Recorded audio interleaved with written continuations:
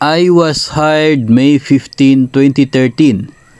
Can I stop working after 15 years? What are the benefits I can get? So, kapag gusto po na maghinto na sa pagtrabaho, mag-resign na after 15 years na panunungkulan ay wala na pong problema, no?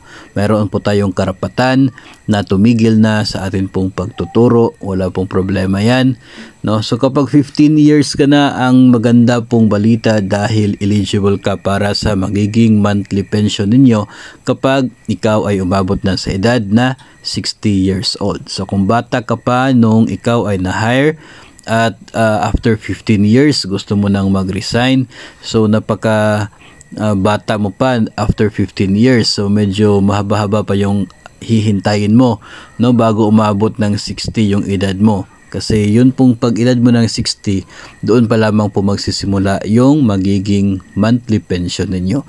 Yun po yung responsibilidad ni GSIS para sa atin, yun pong magbibigay ng ating pensyon when we reach the retirable age. Tapos ang mangyayari po dito ay dahil umabot ka ng 15 years sa serbisyo, pwede naman po kayong makatanggap ng cash payment equivalent to 18 times ng inyong computed pension. So kung magkano po yung magiging computed pension base po sa inyong remittances, 18 times noon, pwede po ninyo makuha upon separation basta umabot ka ng 15 years, no?